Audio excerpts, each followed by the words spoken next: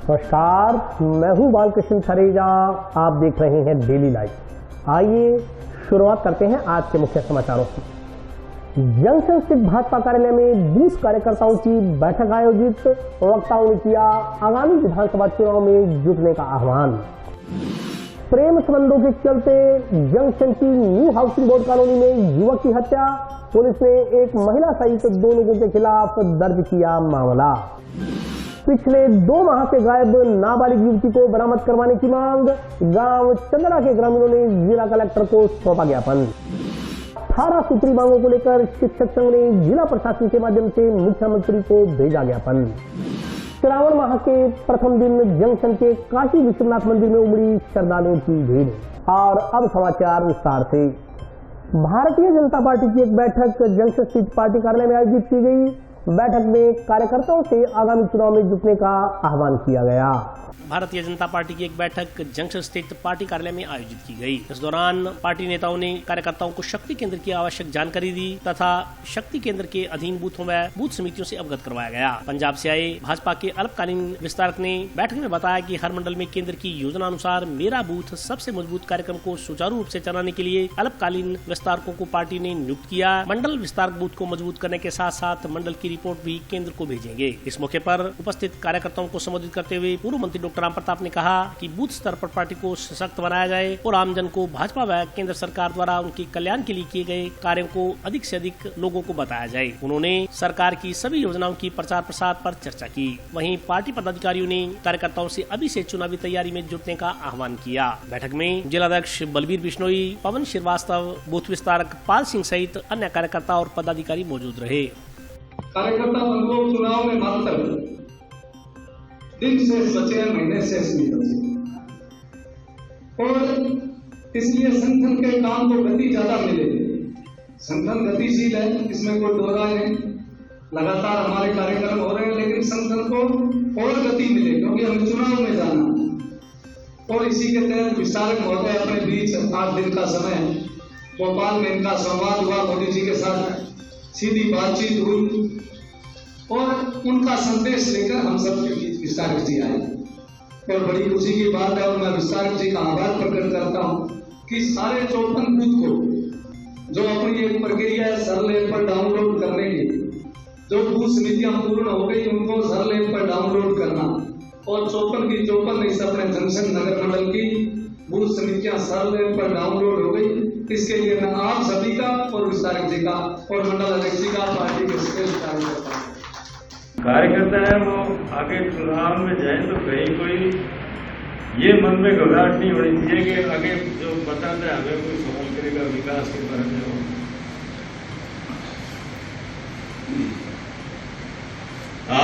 आपकी सरकार के टाइम में जिला बना और जिला हमारा बड़ा विचित्र तरीके से बना। हमारे राजस्थान के बीजेपी के सबसे बड़े लीडर स्वर्गीय भगत सिंह, उनका कार्यक्रम था गंगानगर। ट्रेन से आए तो ट्रेन तुरंत ही लेट हो गई। ट्रेन आ गई तो हम यहां से जाने वाले थे, उसमें से एक बस नहीं आई। मैंने कहा ट्रेन आ गई, कई कार्यकर्ता खड़े थे भगत सिंह चौक पर। मैंने कहा आप लोग चलो, भैरव सिंह जी आगे तो उनको चाय पानी पिलाना क्यों, यहाँ इंटरचेंज होता है तो टाइम लगता है उसको। मैं उस बस का इंतजार करता हूँ, वो आ जाएंगे तो मैं भी पहुंच। थोड़ी देर बाद में बस आ गई तो मैं भी स्टेशन पर चला गया। भैरव सिंह जी 21 साल के पास में खड़े चाय पी। इंजीनियर चेंज होने के लिए कार्रवाई चल रही है। चाय पीते पीते चाय पी, फिर मेरे पर हाथ रखे मेरे को ट्रेन के वो भी घड़ी थी वहां पास ले गए उसके। आज भारतीय जनता पार्टी नगर मंडल हनुमानगढ़ जंक्शन का बूथ कार्यकर्ता सम्मेलन आज संपन्न हुआ है। ये जो बूथ कार्यकर्ता सम्मेलन है, इससे पूर्व भारतीय जनता पार्टी के जितने भी बूथ हैं अलग अलग वार्डों में, वहाँ लगातार मीटिंगें चली है 8 दिन। हमारे पंजाब से विस्तारक जी बाबूराम आर्य जी आए थे, उन्होंने ये बैठकें ली हैं। संगठन स्तर पर चर्चा हुई और इसके साथ साथ जो कांग्रेस सरकार का जो कुशासन है राजस्थान में, उसको उखाड़ फेंकने का आह्वान करते हुए जो समस्याएं हैं उनको लेकर एक जन आंदोलन के संबंध में भी व्यापक रूप से चर्चा हुई है। और उसी 8 दिन की जो मीटिंगें हैं उसके बाद आज बूथ कार्यकर्ता सम्मेलन था, जिसमें कार्यकर्ताओं ने तन मन और धन से विधानसभा चुनाव में लगकर भारतीय जनता पार्टी के उम्मीदवार को जिताने का आह्वान किया है, बात की है, ताकि राजस्थान की जनता को कांग्रेस के सुशासन से मुक्ति मिल सके। आज के बूथ कार्यकर्ता सम्मेलन में कार्यकर्ता है पूर्व मंत्री आदरणीय डॉक्टर राम प्रताप जी, हमारे भारतीय जनता पार्टी के जिला अध्यक्ष बलवीर विष्णु जी, सभी लोग उपस्थित थे और व्यापक संगठनात्मक स्तर पर विचार विमर्श हुआ। जंक्शन में न्यू हाउसिंग बोर्ड कॉलोनी में प्रेम संबंधों के चलते एक युवक की हत्या कर दी गई। पुलिस ने एक महिला सहित 2 लोगों के खिलाफ मामला दर्ज किया।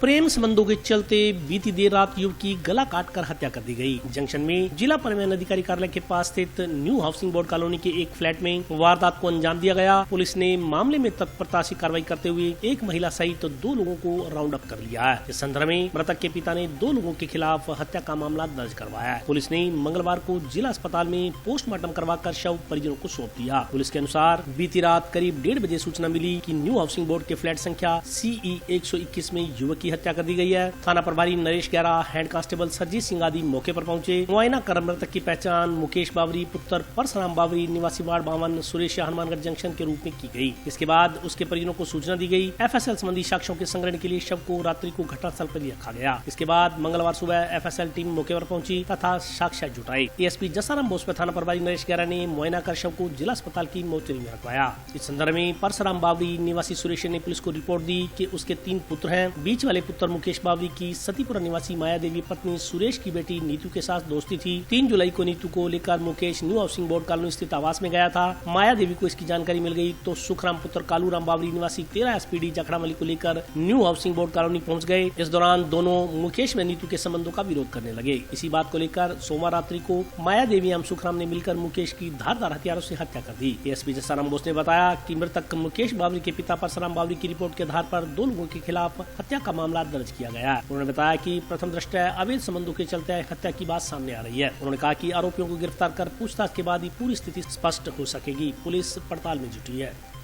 न्यू हाउसिंग बोर्ड में रात्रि 1 बजे के करीब मुकेश बावरी की हत्या की गई थी। उसमें सुखराम और माया का प्रथम दृष्टया सामने आया और कारण अभी उनसे जो प्रारंभिक पूछताछ की गई वो अवैध संबंधों की बात सामने आई। बाकी खुलासा मुकदमा दर्ज होने के बाद अनुसंधान का दौरान है। मुकेश बावरी ये जो माया की लड़की है नीतू, उसे कोई अवैध संबंध की बात सामने आई। मौके पे जो भी साक्ष्य जुटाने हैं वो साक्ष्य जुटाए गए और बाकी PM रिपोर्ट के बाद जो भी स्थिति आएगी उसके अनुसार कार्रवाई की जाएगी। गांव चंदड़ा से पिछले 2 माह से गायब नाबालिग युवती को बरामद करवाने की मांग को लेकर ग्रामीणों ने जिला कलेक्टर को ज्ञापन सौंपा। गांव चंदड़ा से लगभग 2 माह पहले गायब हुई नाबालिग युवती की बरामदगी की मांग को लेकर ग्रामीणों ने उप सरपंच के नेतृत्व में जिला कलेक्टर को ज्ञापन सौंपा। इस मौके पर उप सरपंच साहब सिंह ने बताया कि 2 माह पहले गाँव के भाट परिवार की एक नाबालिग बच्ची को 50 साल का एक व्यक्ति भगा कर ले गया। उसके बाद से लगातार वे थाना से लेकर SP कार्यालय तक के चक्कर लगा थक चुके हैं, मगर इस संदर्भ में पुलिस ने कोई कार्रवाई नहीं की है। उन्होंने आरोप लगाया कि उल्टा पुलिस उन्हें ही डराने और धमकाने पर तुली हुई है। साहब सिंह ने चेतावनी दी कि यदि 2 दिन के अंदर बच्ची को बरामद नहीं किया गया तो वे पीड़ित परिवार के साथ जयपुर जाकर मुख्यमंत्री से इसकी शिकायत करेंगे। हम गांव चंद्रा से जो है भागीरथ जी भाट और इनके साथ आए। इनकी बच्ची लगभग 2 महीने से घर से लापता है। 2 महीने पहले हमने पुलिस सिटी थाना हनुमानगढ़ जंक्शन में FIR दर्ज करवाई। उसके बाद हम महीना 1.5 महीने तक थाना में चक्कर निकालते रहे लेकिन कोई भी कार्रवाई नहीं हुई। उसके उपरांत हम 16/6/23 को चौधरी मेहती जी सहू के नेतृत्व में हमने SP साहब से मिले, एडिशनल साहब से मिले, लेकिन फिर भी कोई कार्रवाई नहीं हुई।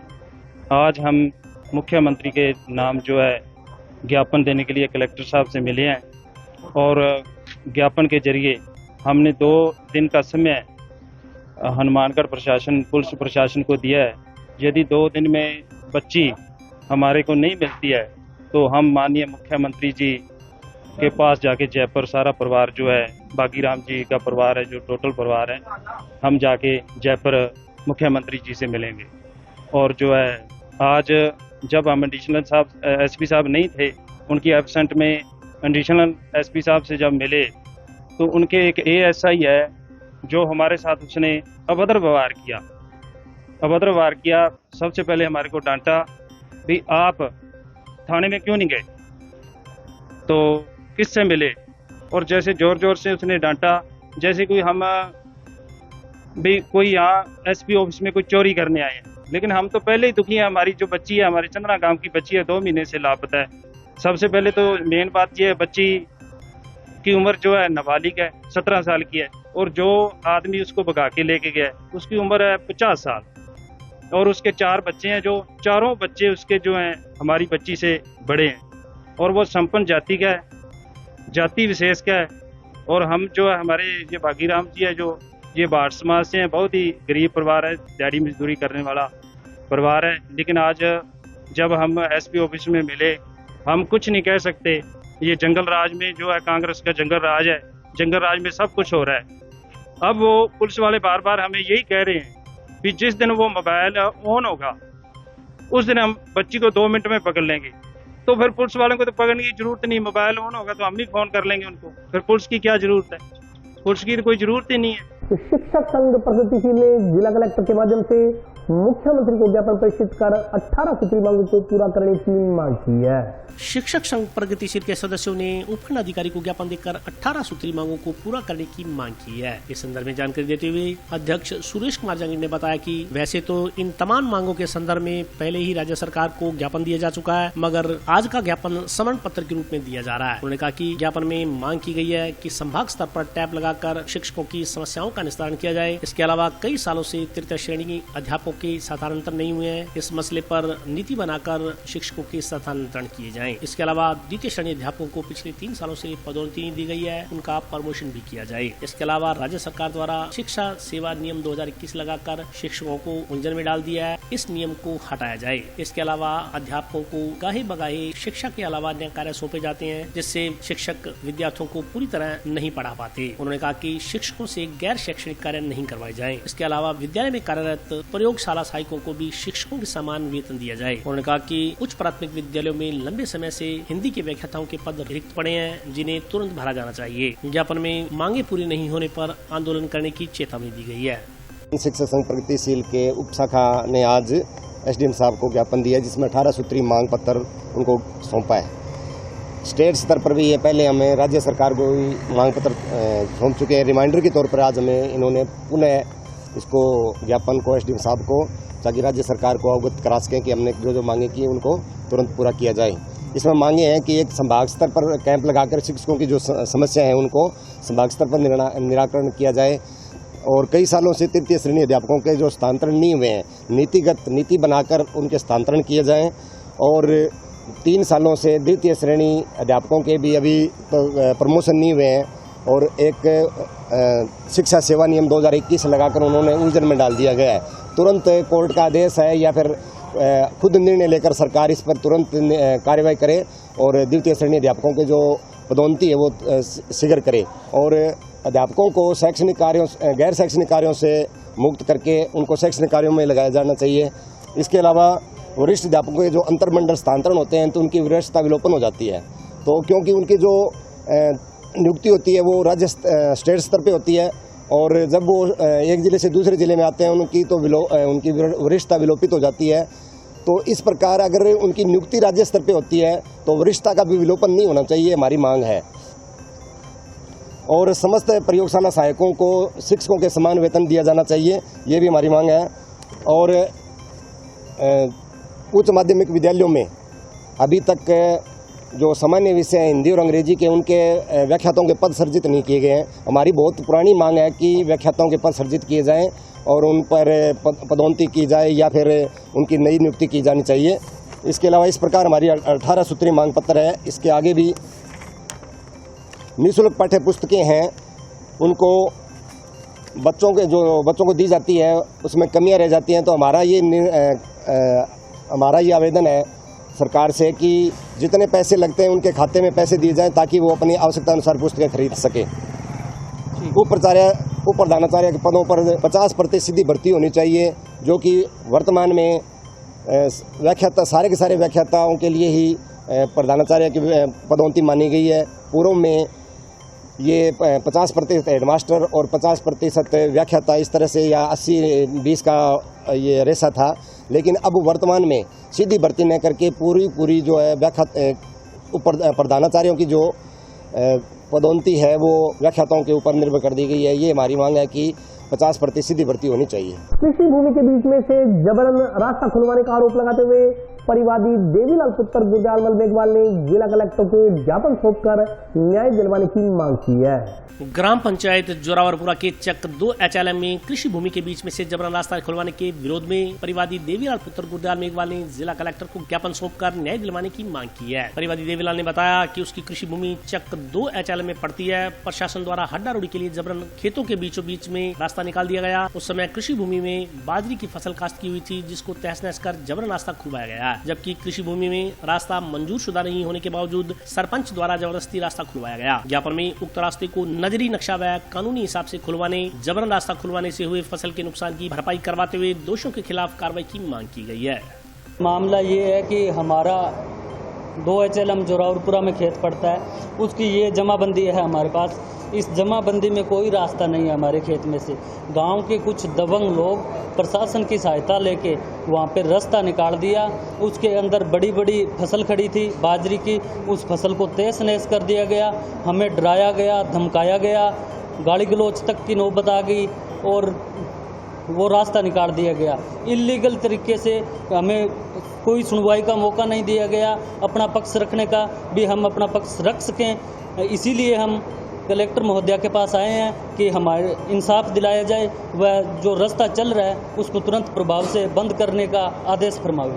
अगर आगे सुनवाई नहीं होती है तो सर हम भूख हड़ताल पे करेंगे और हम अपनी जान की बाजी लगाएंगे, क्योंकि हम दलित परिवार से बिलोंग करते हैं और राजस्थान में दलितों पे दिन प्रतिदिन अत्याचार बढ़ते जा रहे हैं। उसी का एक शिकार हम हुए हैं और यहाँ का जो प्रशासन है इसने साथ में मिलके और फिर अन्याय अत्याचार को बढ़ावा दिया है गांव के दबंग लोगों के साथ मिलके।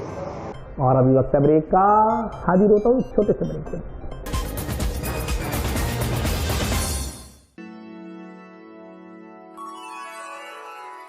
यूं तो कई बार मुझे हंसते देखा है, पर ये हंसी कुछ और है। ये गहना मुझ पर जचता है, पर ये महज एक गहना नहीं, ये रूपरेखा है मेरे मन की, हंसती खिलखिलाती लहरों की, जो आतुर थी अब तक मुझ पर सजने को। इसलिए ये गहना ही मेरा सच्चा श्रृंगार है, श्रृंगार है, श्रृंगार है।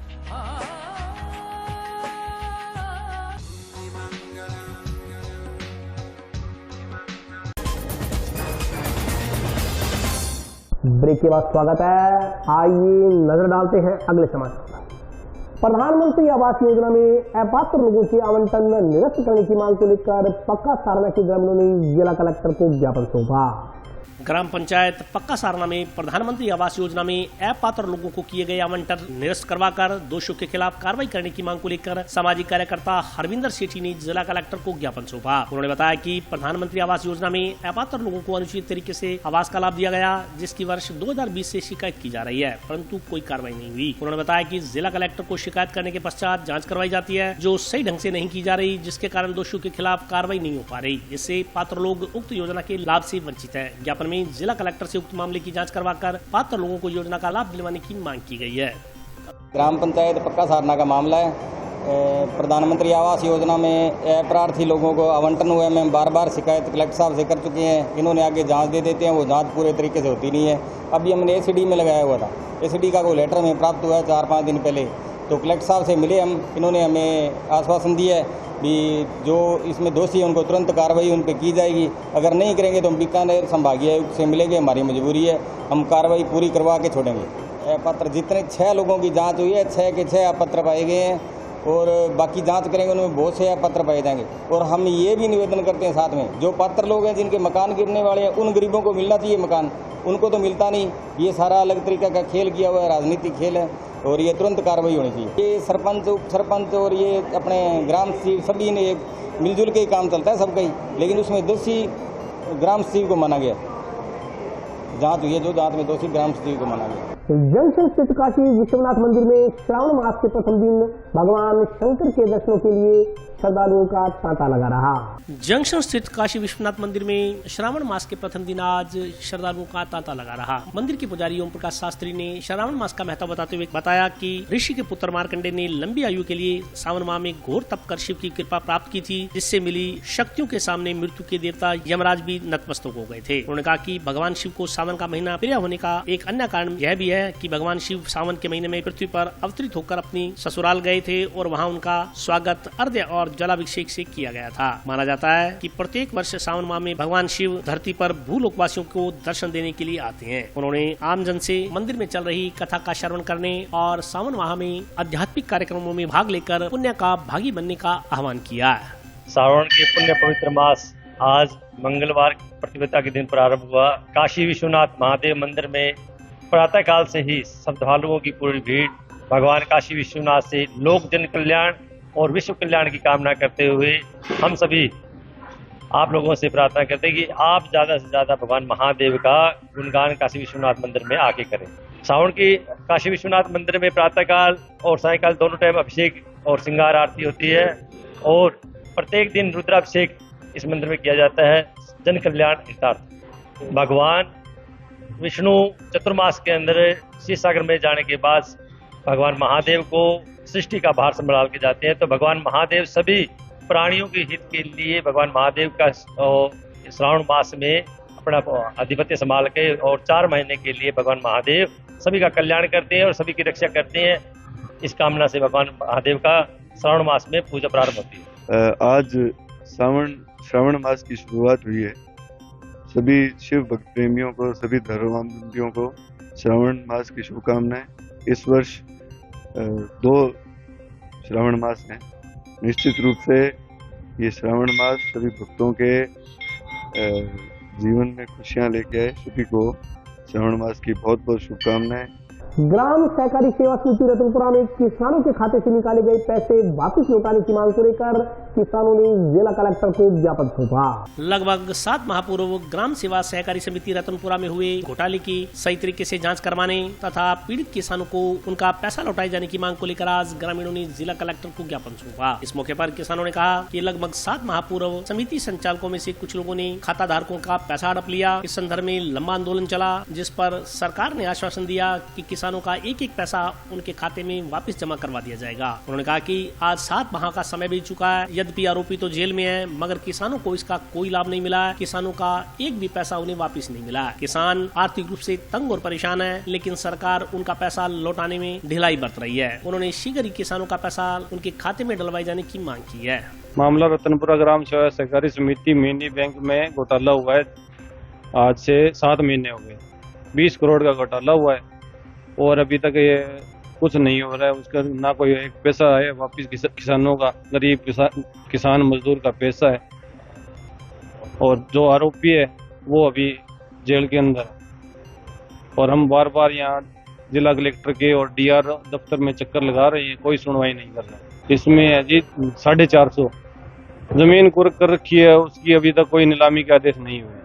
उन्होंने कहा है कि उसको जो लास्ट जांच है 1 महीने का टाइम है और उसको 3 नोटिस दिए जाएंगे। दूसरे नोटिस की डेट है 7 तारीख और 15 तारीख लास्ट तारीख बताई है। 15 तारीख के बाद नीलामी के आदेश करेंगे।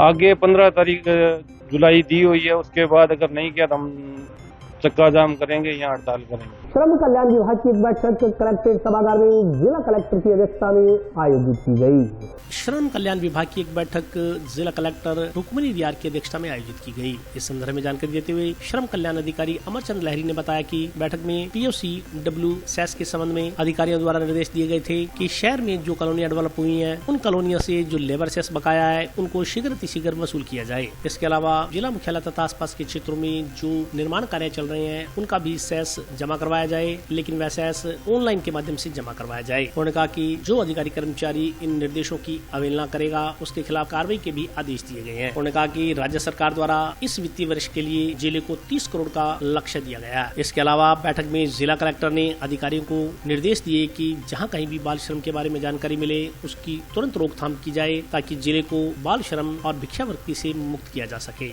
Child labour task force, BOCW task force और बंधक श्रम सतर्कता समिति की जो मीटिंग है वो जिला कलेक्टर महोदय की अध्यक्षता में संपन्न हुई। इसमें BOCW सेस के संबंध में अध्यक्ष महोदय द्वारा निर्देश दिए गए थे कि जो कॉलोनियां जो डेवलप हुई है शहर के आसपास, इन कॉलोनियों से जो लेबर सेस बकाया है उस लेबर सेस की रिकवरी के संबंध में जो भी नगर निकाय की EO या उनके प्रतिनिधि जो आए हैं उनको 3 दिवस में रिकवरी के आदेश दिए गए हैं और उससे आगे की वसूली की कार्रवाई और ब्याज की कार्रवाई उसमें शुरू की जाएगी। और उसके अतिरिक्त जो नगर निकाय या अन्य जो विभागों के में अंदर जो निर्माण कार्य चल रहे हैं उनका भी लेबर जो सेस है वो ऑनलाइन जमा कराया जाए ताकि उसकी प्रॉपर मॉनिटरिंग हो सके और जो प्रॉपर रिपोर्टिंग और प्रॉपर सेस के अंदर कलेक्शन में अगर सहयोग नहीं करेंगे उनके विरुद्ध कार्रवाई के भी निर्देश कलेक्टर महोदय द्वारा दिए गए हैं। इस ईयर के अंदर वार्षिक जो सेस कलेक्शन का लक्ष्य राज्य सरकार द्वारा जिले को दिया गया है वो 30 करोड़ रुपए दिया गया है। नेक्स्ट जो मीटिंग हुई थी वो बाल श्रम टास्क फोर्स की, उसमें अध्यक्ष महोदय द्वारा उसमें बाल कल्याण समिति, पुलिस विभाग और अन्य जो संबंधित विभाग है उनके द्वारा संयुक्त रूप से एक अभियान के रूप में कार्रवाई चलाने के डायरेक्शन दिए थे। इसमें विशेषकर देवस्थान विभाग को निर्देश दिया गया था कि जो भद्रकाली मंदिर है या गुग्गामेड़ी मंदिर है जहाँ पे बाल श्रम या बाल भिक्षावृत्ति की अधिकांश संभावना रहती है तो उस संबंध में एक प्रॉपर विजिट करके उनके जो पुजारी है या जो उनकी प्रबंध समितियां बनी हुई है उनको विशेष रूप से निर्देशित किया जाए ताकि जिले को बाल श्रम और बाल भिक्षावृत्ति से मुक्त कराया जा सके। बंधक श्रम की सतर्कता समिति की जो मीटिंग थी उसमें जिला कलेक्टर महोदय द्वारा विभिन्न विभागों के आपसी सहमति से एक बंधक श्रम मुक्त माहौल बनाने के लिए एक कार्य योजना के संबंध में दिशा निर्देश दिए गए। ब्रिक्स एसोसिएशन से जो पदाधिकारी बता रहे थे उनका ये मानना था कि जो शिकायतें आ रही है लेबर द्वारा, कुछ गिरोह द्वारा गलत शिकायतें की जा रही है, तो इस संबंध में जिला कलेक्टर महोदय द्वारा सभी पूरे सदन को निर्देश दिए गए कि आप अपना प्रॉपर रिकॉर्ड कीपिंग है और अपने जो नॉर्म्स है गवर्नमेंट के वो पालना कीजिए और यदि किसी गलत शिकायत पाई जाती है तो उसको खारिज किया जाएगा और आप अपने नॉर्म्स की प्रॉपर पालना करें।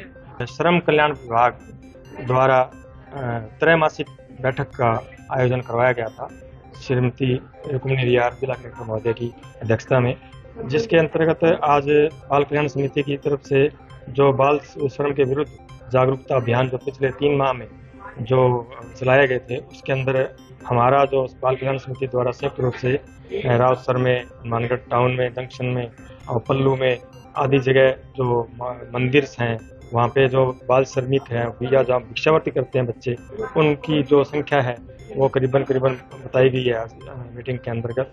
और जो ईंट भट्टों पर जो बच्चों को बाल श्रम से मुक्त करवाकर शिक्षा से जोड़ने का जो अभियान पिछले 3 महीने में चला था उसके बारे में भी जानकारी दी। और हमारे यहाँ बाल कल्याण समिति में पिछले जो ये क्वार्टर के अंदर 2-3 बच्चे ऐसे हैं जो घर से पलायन करके आए थे, उनके भी परिजनों से संपर्क कर और उमंग अभियान के तहत उनके परिजनों को सौंपा गया था। इस बारे में आज मीटिंग में जानकारी दी गई और आगामी जो कलेक्टर महोदय द्वारा निर्देश दिए गए हैं देवस्थान विभाग में जहाँ पे भिक्षावृत्ति या बच्चों से काम करवाने की जो शिकायतें हैं उन पे आगामी कार्रवाई करने के लिए बाल कल्याण समिति आगामी क्वार्टर में कार्य करेगी। और आज के लिए बस इतना ही, कल फिर हाजिर होता हूँ नए समाचारों के साथ, तब तक के लिए नमस्कार।